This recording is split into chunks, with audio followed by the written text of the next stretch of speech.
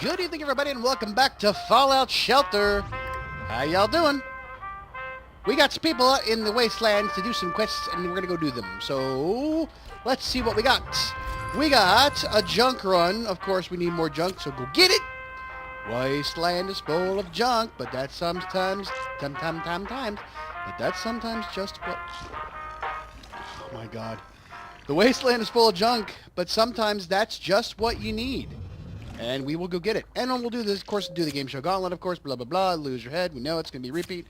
And here's the pitch. Coach down in the library, Lakeville Library. So Holy Heart Hospital is a dead end. A hole in my heart, and it only can be filled by you. But at least we're still alive. Next stop, the ruins of Lakeville Library. So we're going to do this quest right now. So let's start with, here's the pitch. The search for Racky Jobinson Jersey.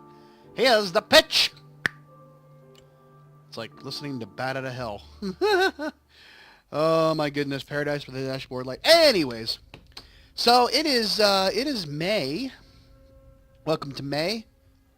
What's today? May 7th, to be exact.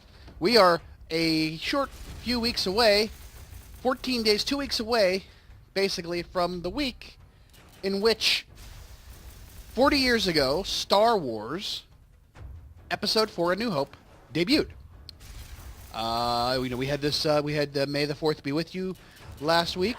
That was a thing, and then we've got May the 5th be with you because you're gonna need it after this entire weekend. My goodness, it's been a long weekend.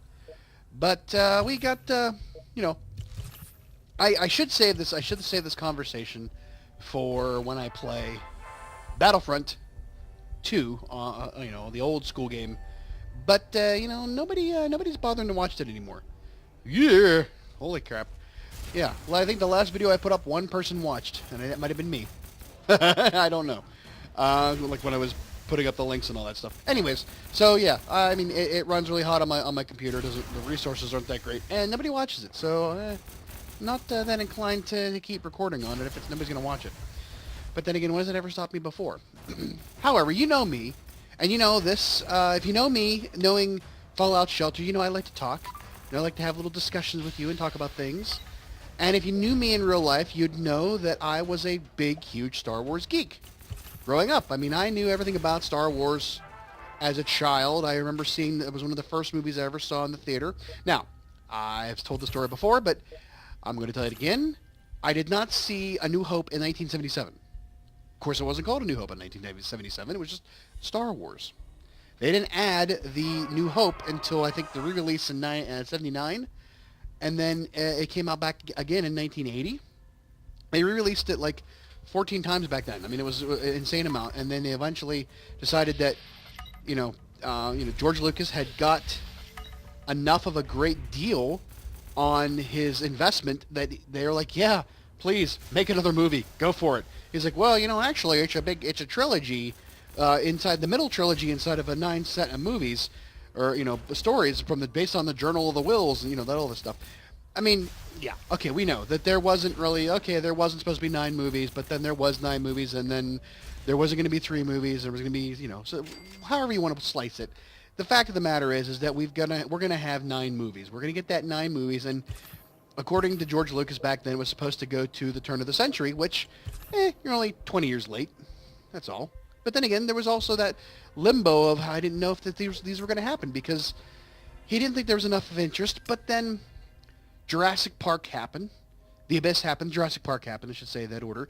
And then, all of the advances in CGI and technology allowed for him to tell the stories he wanted to tell. Now, granted, if you want to talk about the prequels, you and I can have a debate over about an hour about the worth of the prequels or the absolute trash that were the prequels. I tend to say that I am in full agreement of the choices on story.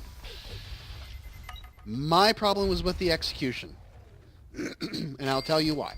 We might as well start with the prequels. We'll start at the beginning. That's not how you should watch them, but we'll start with the prequels. So here you have the story And I fully agree with George Lucas in his wanting to tell the story his way.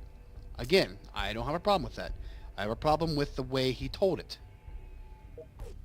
In that he knows that he wants to tell the story of family. The family being the Skywalker family. Luke and Leia, we already knew from, Luke Skywalker, Leia Organa, we knew from the original trilogy.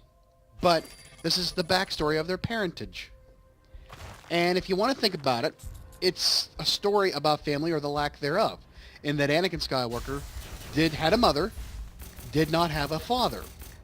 And when you want to talk about having daddy issues, Star Wars is the place to be.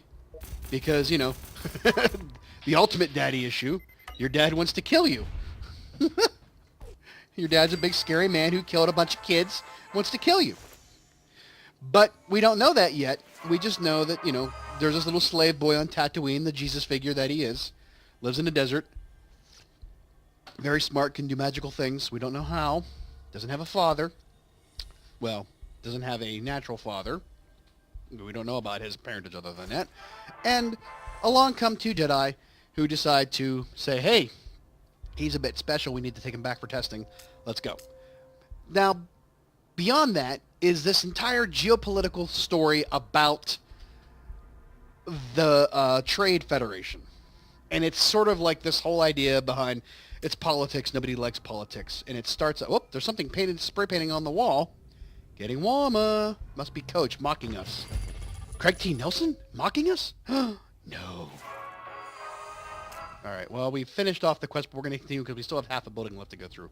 But there's a lot of crap to get through. Holy shnikes. So, yeah. I mean, if you want to sit there and say that, the downfall of the prequels was, one, Jar Jar Binks, which is a valid point. Two, the whole Trade Federation geopolitical thing, I'll give you that. I'll grant you that. But in terms of the actual driving of that story, the overall, how the Empire came to be, I kind of liked how that all worked out.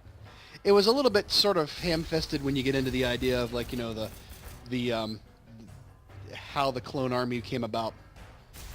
But, beyond that, the idea that there is, what was...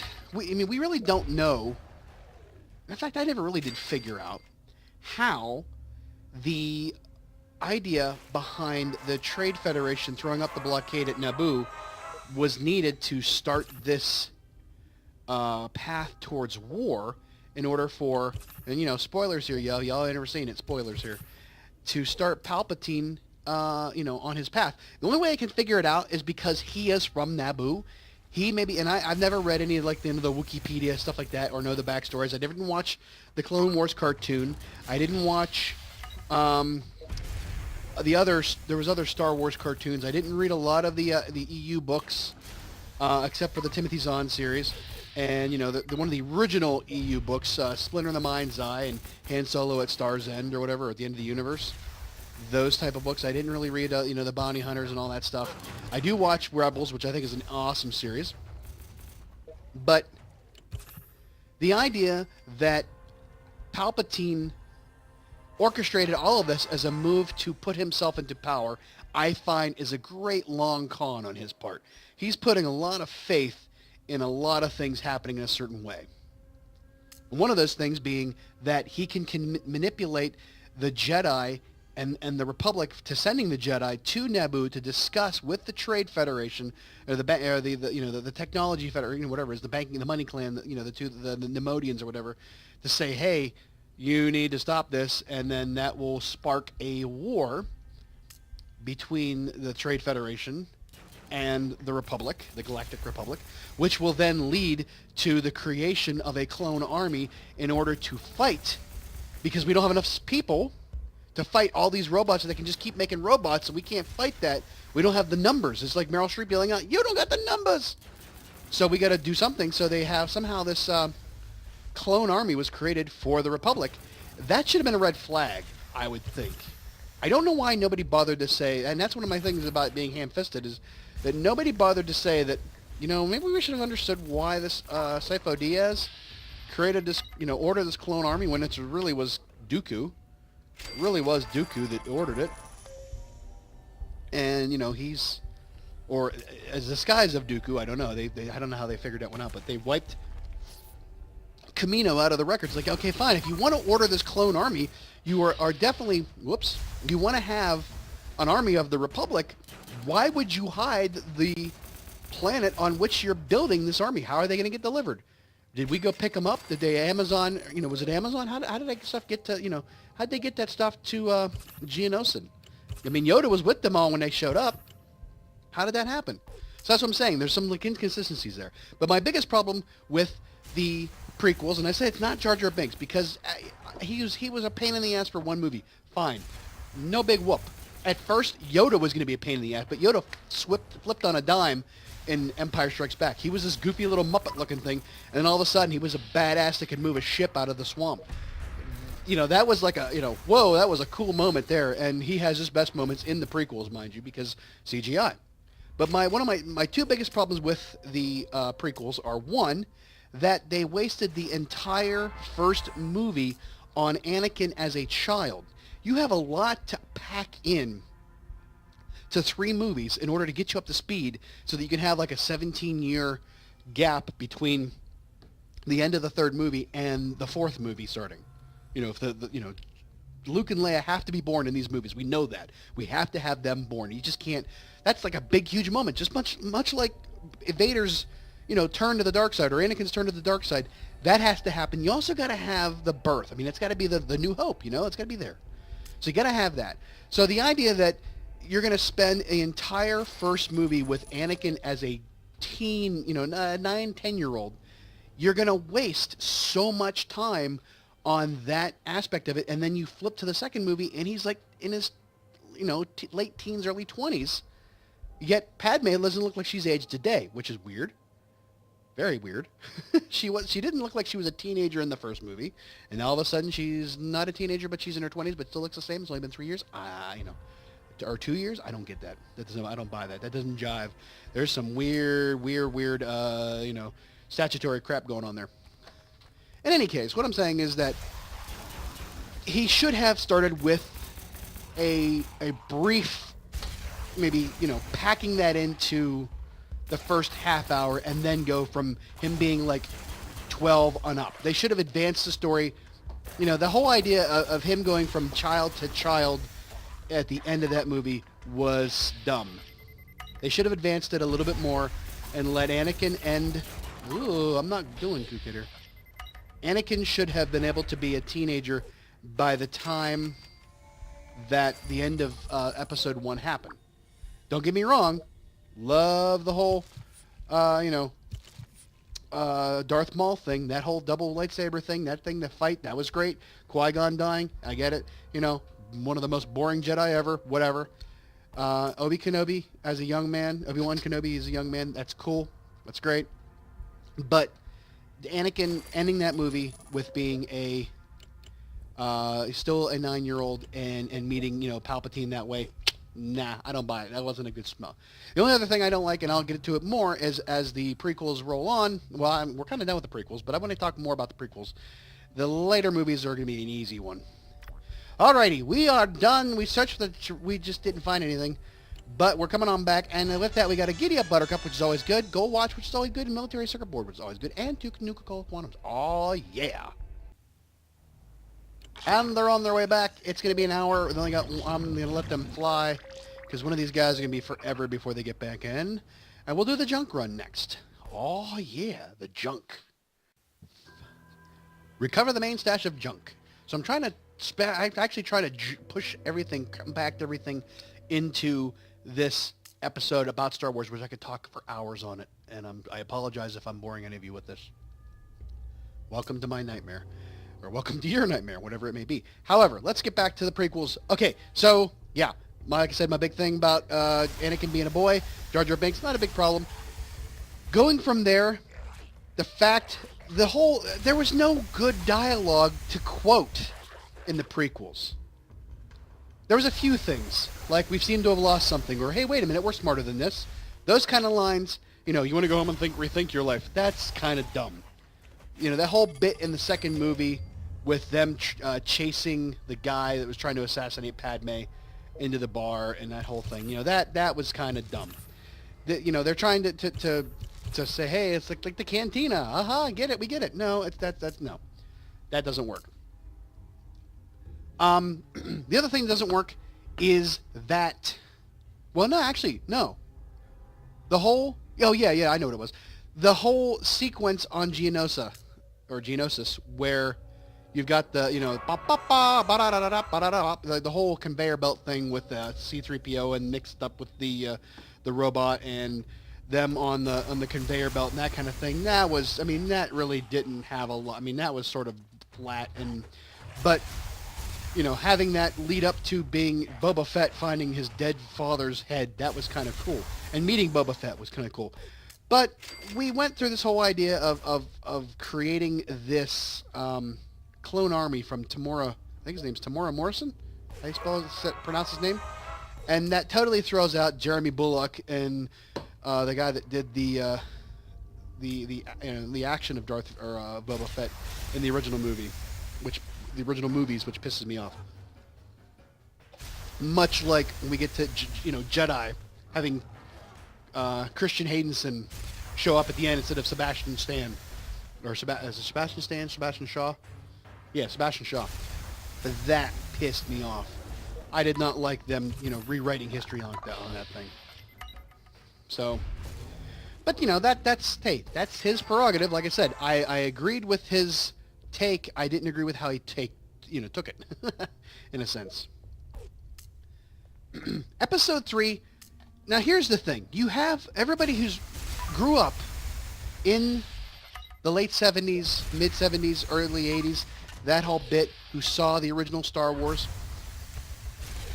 There's a great line of dialogue by Princess Leia in the hologram that she leaves for Obi-Wan Kenobi in R2-D2, saying, General Kenobi, years ago you served my father in the Clone Wars. One, I don't ever remember Jimmy Smits being like a general or a commander or whatever and having Obi-Wan Kenobi serve him. That might have happened in the Clone Wars cartoon series. I don't know. I don't remember. I didn't watch those.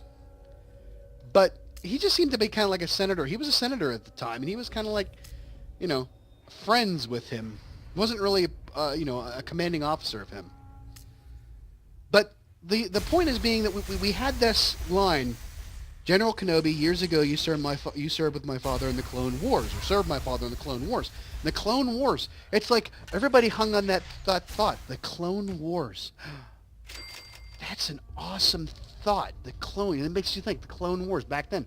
We didn't really know about cloning back then. We didn't have any kind of concept of really like cloning like we did, when Dolly the Sheep happened in the 80s, 90s, and early 2000s. Didn't really have a concept of cloning technology at that time. So we really didn't know what we were talking about when they said Clone Wars, but we thought about this entire past history of Star Wars and thought, that's an awesome thing. And then when we found out that there was going to be, that this was episode 4, 5, and 6, that there was going to be a 3 prequel trilogy, or 3 movies before it, then we were all sitting there going, we get to find out what the Clone Wars are. We get to see the Clone Wars. And to me, that was such a cool idea. This concept had been floating in my head for 20 years of the Clone Wars. It was only mentioned one time. Only mentioned in that first movie in a throwaway line, in a line of dialogue, in a much broader speech about helping us where you're my only hope. But the idea that we were going to get a movie that maybe talked about it or showed what the Clone Wars were was a great idea. And what happened in the prequels? They didn't happen. You had the first part on Geonosis when they went to rescue Obi-Wan, Anakin, and Padme at Geonosis at the factory, and all the damn Jedi showed up, and all the damn robots were going, and that was a pretty kick-ass idea. It was great. But then you have that one thing, and then you don't have anything until the last the movie, and that's only maybe a third of the movie at best, maybe half of the movie interspersed throughout of it. I mean, you start out with a great battle, space battle, the space battle above Coruscant where they go to rescue Palpatine. That was pretty awesome, and you get a sense of how Anakin was a great and gifted pilot, and him and Obi-Wan were sort of like the leaders of this army. You know, this not resist. I mean, you know, the actual army of the Republic. You know, the fight against the separatists and all that. And it's a great thing. But it's relegated to that one battle. And then you have a little bit of spurst out with him showing up on Utapau to take care of Grievous. And General Grievous is a great character, but sort of like, I really didn't feel, and more on why I don't feel he was that great of a character. But you have that little itty bitty bit there on Utapau, where, and then later when they have like the entire Order 66, blah, and they start killing everybody. But then you have, where was, what's his name? Guy with the big forehead that gets killed on the bridge. It's a level, I played it on Battlefront. It's like one of the first things you do in the 501st thing. I forget the name of the damn place. But there's that. There's the, is it Ayla Secura? She's the Twi'lek that dies on the, I can't remember that name too. It's the big mushroom world. Another, you know, where they turn on her. Just all of those great scenes happen in like this compacted area. Kashyyyk, when, you know, Yoda feels the shit's going down, and he kills those two troops that were gonna, you know, take him down, and then he escapes, and Chewbacca gets captured. And that's another thing. Chewbacca, what a Wookiee! No, he gets captured. We know he gets captured in the original movies, because Han frees him later on, when he's supposedly you know, he's a Corellian, he's in the actual Imperial officers, and he realizes that he can't stand seeing the, you know, the slaves and the Wookiees, and he frees Chewbacca, who, you know, then pledges a life debt to him that he carries through, in spoilers, until his death, you know, in Episode 7. But the idea being that we don't get to see a lot of the Clone Wars really pissed me off. And I guess, you know, hey, that might have been a money decision, because then you have a whole cartoon devoted to the Clone Wars. And there you go. And maybe that's why. So, all right, we got the main stash of junk. We got a Gold Watch, Yao Gai Hide, and a Giddy Up Buttercup, which is great because we need to build some more kick-ass uniforms for everybody. So let's come on back. All right, they're on their way back. Another half an hour, they'll be back. We're going to let them ride while we wait for everybody else. And we still got the game show Gauntlet to do. And this, of course, will be a repeat, of course. Answer all the questions. Yes, we know, and it's going to be a repeat because we've done them all, I think. Don't think we've got anything left over for to see. Oh, welcome to Lose Your Head. Yeah, we know. Fahaba is in Maine. That's right. Foggy and frightening Maine. So, I had an itch in my ear. Apologize. Yeah. So the three things overall that I want to take away in telling you about the movies, and we have Rogue One now as part of the, the episode 3.5, I guess it were, which is I think it was a great movie. I think it ended the way it should have. Pretty awesome. Although, unless you know the Clone Wars, the cartoon series, Saw Gerrera, whatever, Forrest Whitaker, kind of a wasted character, man. Kind of a wasted character. Sort of like, this weird, loopy, freaking weird guy out there in the fringe who's kind of half Vader, and then there you go. It just gets killed when they obliterate, not Jakku, whatever the hell the name of that planet is where the Jedi Temple is. The Temple of the Wills. Welcome to round 2. Dima is... What is DIMA? It's a I don't know. This is a new one. Nah, it's a Synth, you idiot. Okay. So I'm going to put the answers in the description for y'all, because apparently I don't know them. So, my biggest complaint with the overall trilogy, the prequel trilogy, CGI. Way too much CGI. That's the one thing I liked about Episode 7. The one thing I liked about Rogue One, the tactile, feeling of that world that you had, practical effects and models and sets and not green screen technology throughout the entire film. It gave you more of a sense that these actors were kind of in some kind of apparel. The characters could at any, could be harmed by the environment. Had no sense of any of that. Even though they were pretty movies, and don't get me wrong, George Lucas looked at this as a way to tell a story about a glorious time. The original Star Wars trilogy, 4, 5, and 6, were the gritty, everything is downtrodden. It's post 9/11. It's post, the Iraq invasion. That's when those types of movies take place. Everything's like broken down and rusted up and dirty and grimy and everything's falling apart and everybody looks like they haven't had showers for days. But that time of the the Republic was more about a more elegant. Everything was porcelain and brass and gilded and all those.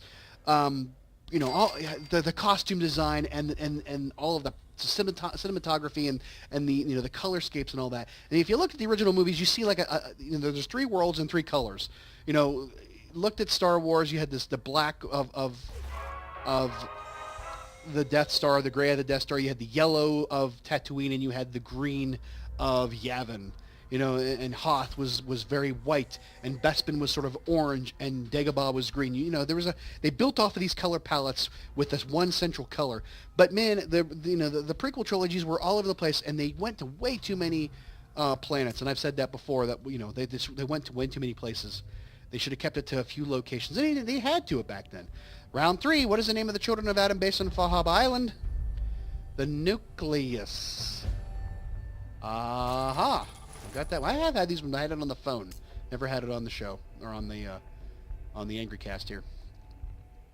So, yeah, him using all of that CGI to tell the story, that horrible mounting of I guess it was a dewback. I don't know what it was. When Padme and Anakin are frolicking on Naboo and he's trying to ride that thing and he gets thrown off. That was really bad CGI. And again, General Grievous. That's another reason why I wasn't really cool with General Grievous, is because he was a totally CGI'd character, total robot, whatever, and it just didn't seem real to me. Did not seem real. The other thing you notice is the inconsistencies between the movies. But so if you saw Rogue One, and again, this was a story told by somebody else in the story because George Lucas wasn't involved anymore. Run away to Acadia. She believed she was a synth. Yep. Woohoo! The stories were told by somebody else, so they sort of like were they were referenced. They were an homage to, Episode 7 and Rogue One were a homage to the types of movies that we loved growing up. The love letter from J.J. Abrams to George Lucas and Star Wars because of his love for those movies, and that's great. But the inconsistencies between those movies and and even the original trilogy in the 80s. So if you saw Rogue One, you saw how it ended. Darth Vader, badass mother mofo he was, coming in on the ship to get back the plans before they can sneak off in the Corvette to Princess Leia. And he totally rips through all of those damn troops, the Republic, the Resistance fighters. And he, was total badass. That's the kind of thing we'd never really seen Vader do any kind of fighting, because he didn't become Vader until like the last 10 minutes of the third movie. But then you have Episode 4, and him and Ben Kenobi just sitting there going, fight, you're dead. Our real big, and I understand. Good guy in a big suit. You had an old guy, in his 60s. There's not a lot you can do if you don't have the CGI like Dooku in Episode 3, and even Ian McDermott in Episode 3 fighting, Mace Windu. You don't have that ability. To hide it. It was all out there in the middle, in the open in Episode 4. But the thing that bothers me is that when they made it Rogue One and they put that scene at the end, they totally neglected that, there's a disc that now creates an inconsistency between the way he fought in Episode 4 and the way he fought in Rogue One. Now you could say, oh, well, there's a difference, there's a time difference. No, they're not. They're both set in the same year. It actually hands off the plans to Princess Leia at the end of that movie. So you have just total continuity to the fourth movie right away. But that fight scene is incongruent with the entire thing we know about the way Vader fights in Episode 4. And that's kind of funny. Now, of course, then you can get there and say, well, George Lucas went and tinkered too much. He threw too much stuff in. He changed into the Boba Fett's. He added all the stuff in. Put the whole hand scene with Jabba the Hutt, which was done by a guy in a big furry suit. And if you watch the deleted scenes, my problem with that is that you have taken what I've loved as a kid and redone it and tweaked it because you couldn't leave it well enough alone. The more things you sit there and you play with and you mess with, the more you're going to get away from it. And I understand he didn't have that opportunity back then to make those choices, and I think he should have left it the way it was. Because he made such a great moment. These were stories about myths, about the hero's journey, about those other things. Go The Hero with 1,000 Faces, that book about, the elements of a hero's tale and the journey that they take, how they have to lose something, or like usually a parental figures and whatever to continue their quest. And I'm going to continue on this for a little bit before I get out because this is an important idea. Think about this, and I just never put this together until today. I watched Episode 4, or The Return of the Jedi today. It was on TV. Vader, at the end, despite the fact that he yells, "No!" when he throws the Emperor off, think about this. How did Anakin Skywalker turn to the dark side? Palpatine could save Padme, which was a self-fulfilling prophecy because he ended up killing her with a broken heart. He stopped Mace Windu from killing the Emperor. The Emperor, using Force lightning trying to subdue an enemy, and there was a plea to Anakin for help. And he takes off Windu's arm and then, Force lightning out the window. Episode 6, Darth Vader turns back to the light side of the Force. Why? The Emperor is using Force lightning on an enemy to subdue him, Luke Skywalker, and there's a plea to Darth Vader, for help by Luke Skywalker. The long con of trying to say, if I'm been put in danger, he'll choose me over the Emperor. So both turns to and from the dark side of Anakin Skywalker happened because the Emperor was using Force lightning and somebody pleaded for him to help them. I think that I never put that thought together, and I was amazed at, wow, he tied it all together. So great. Love that idea. That's it. That's all I got for you. Nerd. Yeah, I get it. Lunchbox. Yay! Military scoreboard and a chemistry flask. All for me. All right, they're going to come back in, and it's going to be 10 hours before they get back. Not going to burn the things. I'll come in tomorrow and fix it up. We'll be back with that. That's hey. I'm if you guys ever want to sit there and shit and talk about Star Wars and shit like that, man, I'm up for it. I'm down with it. You can find me on Twitter. All that stuff's in the doobly-doo, in the description down below. Hit me up on Twitter. We'll jib-jab about it. I love a good discussion about this kind of stuff. It's amazing. I'm a student of great storytelling. Love it. And George Lucas told great stories. His other stories outside of Star Wars were great. THX 1138. Go watch that. That's your homework. Go watch THX 1138 if you've never seen it. It's an old student film of his back in his days at Southern California, film school, USC film school. Robert Duvall, Donald Pleasance. Great flippin' movie. I think you'll appreciate it if you've never watched that movie. Find it. I'm sure you can find it online easily if you can.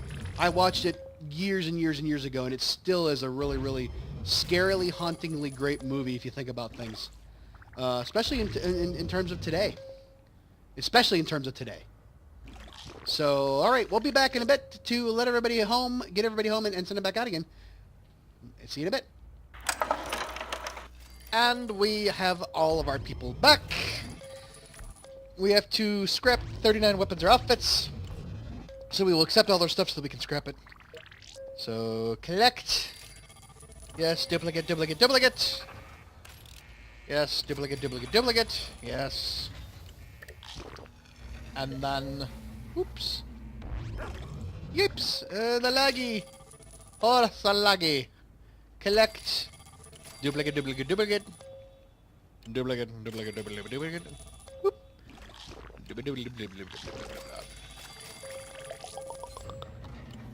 And you, fair gentlemen, are back. And everything is right in the world. And we're going to get them set up here in a second to go back out for more quests. But, of course, the game is going to lag out forever as I open up the quest screen, so I'm going to pause the recording for a little bit. Wow, that was like a full-on 3 minutes there. I had to wait for it. Okay, so we got 2 more quests for the search for Jobinson's JayHai. So let's get that set up. And we've got... who do we have? We have Matthew Bishop. We've got Jacob Bishop, and we've got Randy Campbell. Have fun, guys. And the Deathclaw attack, of course. Alright, now that that's done. We've got... Let's do the Vault-Tec experiment review, which will require me to send out some of our best and brightest. That'll be 3Dog, that'll be Sarah Wright, and that'll be Ryan Page. They're on their way. Have fun, boys and girls. I gotta remember, I got a girl in the group now. I can't just be sitting there going, have fun, boys. We gotta be, you know, we gotta be good about that. Alright, and lastly, we're gonna do... We're not gonna risk any more settlers because we got plenty. We might as well do it. We might as well do it. Let's do signal failure. Let's go get another Mr. Handy. Because why not? Bitch, Keith White and Kevin Ross. Alright, go forth and conquer. And we'll see how those go next week. Now, we've talked a lot about Star Wars. I feel like I've gone, you know, through the entire gamut of emotions on it. Like I said, if you guys want to talk in the comments, please talk in the comments. I'll be more than happy to discuss it there. However, I've got one more thing, and it's sort of like, you know, I hate to promote this because it's not Fallout Shelter, and I'm in a Fallout Shelter video. However, I just dropped a new video on Monday, a new series that Bailey and I had worked on together. She is my technical advisor and somewhat sort of a contributing story person.